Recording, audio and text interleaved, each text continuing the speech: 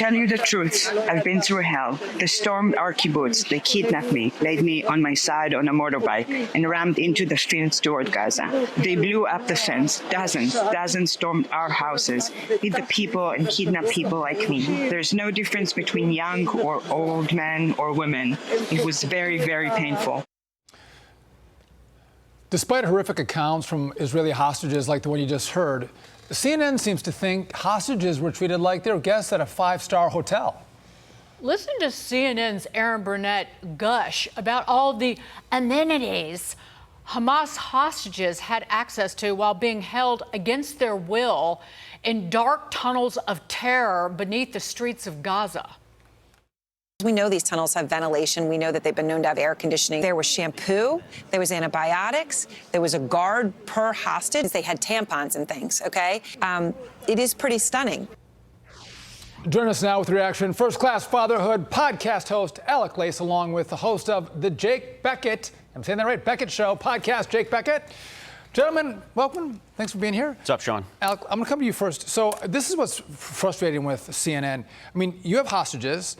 They might have seen someone killed or raped. Some of them are injured. Some have lost extremities. And here you have CNN undermining the horrific conditions of hostages to make it seem like it's a five-star resort. Yeah, shame on this woman. And she's making it sound like it's an Airbnb listing, but forgets to mention that a side effect could be losing your head, right, with these people. Yeah. And, you know, let's not forget that the families of these people are watching the news. They're locked into it because they want to know what's happening to their loved ones. And President Donald Trump, he brought home 54, 58 hostages and detainees, more than any other president has, okay? And he didn't have to trade away the merchant of death or give $6 billion to Iran to do it. If he was here today, being in the White House, there's no doubt he'd have these people back and safe with their families. One of Ted Cruz's policy staffers said the woman, the hostage, Hamas beat her, kidnapped her, kept her alive, released her while keeping her husband hostage with a gun to his head. And then you throw in the massacre, the beheading, the setting families on fire, and she comes on air with the Valley Girl vibe, talking about tampons and shampoo. It's almost unimaginable, the idiocy on display. I mean, she's staying at the St. Regis Tel Aviv and is giving lectures about, you know, what murderous terrorists are doing to treat their hostages with comfort and care. I mean, it's ridiculous. Like, I think Erin Burnett, you know, she should have skin in the game. She should go, you know, trade her place with one of these hostages and report actually what it's like. I mean, like, it's easy for her to say from her comfy TV studio in Israel about what's happening. I want to see her actually put some skin in the game and put herself in harm's way. Raise your hand. You can be a hostage, Aaron. Yeah. All right, let's move to this. It's a sad state of America. Sadly, we're going to talk about it. A new poll shows just how deep the political divide has become, with about 40% of voters saying the opposing party is a threat to the nation and thinks it's okay to resort to violence to make sure their political opponents don't achieve their goals. And so, listen, I served in Congress for 9 years, and yes, there's animosity and fighting and arguing, but Alec, this is a new level where so many Americans, it's, you know, over 50% and just under, for Democrats, just under 50% for Republicans, think that violence is okay to stop the other side, who might legitimately win an election, from accomplishing their goals and objectives.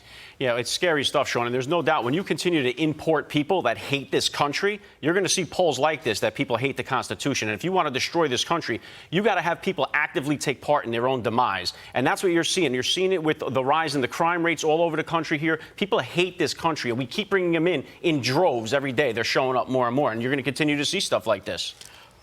But you look no further than these college campus protests, though, that people, particularly Jewish Americans who used to be Democrats, are watching this, and their kids are on these campuses, and they're hearing death to Jews, burn the Jews.